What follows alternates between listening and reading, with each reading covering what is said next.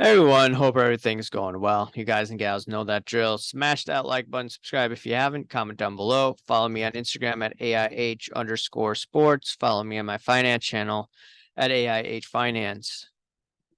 I wanted to do this video on this is responding to Cage Lawyer, sports card nonsense, and maybe even P. Ryan collection. All people I met in person. And this is not, a hate video or anything like that. This is just a matter of discussion. And I think we need more of that because there are times where I just go nuts on Instagram. Anyways, Cage says, hey, also, where are all the tinfoil hat fanatics is loading boxes for influencers crew today? Bulldog Sports Cards is an underdog. They are the Charlie Bucket finding this golden ticket. Make a video about that. So that's obviously an indirect shot at me. Let's take a look at sports card nonsense. And this is the same regarding the same post. It's just quite interesting. The narrative is like this. Sports card conspiracy theorists were very, very quiet this week because a small time breaker got the card, pulled the card. Now, here's the thing, right? Where were all these guys when it was strange when these guys close to fanatics, breakers, whatever, were quiet when all these big cards were pulled? Not every card that's pulled, there's hanky panky going on. Now, I wouldn't be surprised if, people like me keep on speaking up because they think there's loaded boxes. I would not be surprised if they would be loading the boxes for small time breakers. So then what would end up happening is all the attention goes on them, and then they could point and laugh at me. I would not be surprised if that happens in the future, but that's another talking point, or that's just another thought for another day. I wanted to go through some of the instances, by the way, where I thought there were loaded boxes. But before I do remember P. Ryan Collection had an interesting video about a week ago. And ultimately, in this, he was saying, okay, the pushback content space should offer solutions. And, my name was obviously in it because, I went after some people that he's buddies with. And, there's a whole back and forth that went on. But ultimately, this is a matter of discussion. No hard feelings. As, anyone that runs a successful business in the hobby, you do have respect for. And ultimately, if constructive criticism is thrown my way, that's fine. And basically, my content, he was saying that is like a bit more conspiratorial, just how I interpret the real world, even though I wouldn't even call myself a conspiracy theorist, especially when a lot of what I've talked about tends to happen. So I wouldn't say that. Even in the real world, I don't want to get too much into like the political scene, but you could ask Steve, right? Splenda, and he would definitely say, look, the things I've been talking about way before tend to happen just a little early on them. But I do want to go back to, basically to what Cage and, Sports Card Nonsense were saying. And I was just asking questions earlier, right? Like, how did these happen? And I looked at the checklist for some of these videos. Like, how does Cade Cunningham pull his own auto with Pac-Man?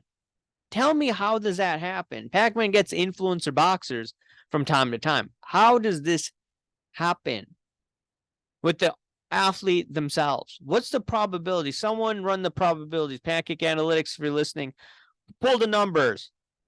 And, here's another thing, sports cards, Fanatics giving another loaded box. This scarce acetate card of Mike Trout.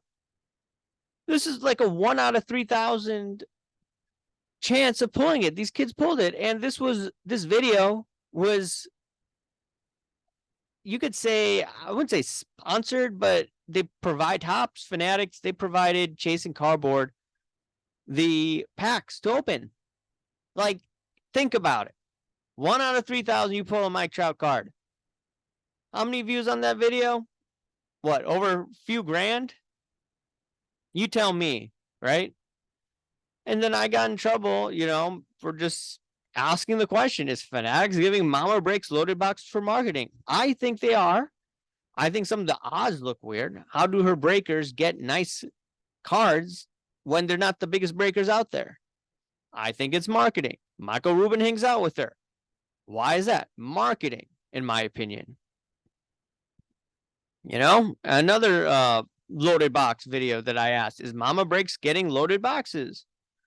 Like, it was like a 1 out of 4,000 chance to get this, Darth Vader Superfractor or whatever. It just seemed weird. All right, it's on camera. It doesn't pass the smell test in my idea. And, I get called a crackpot, a conspiracy theorist, and all that. This is what they do in society. If it goes against the narrative, they want to cancel you. They want to make you look like a crank. And ultimately, what you see in our society is happening in sports cards to a certain degree.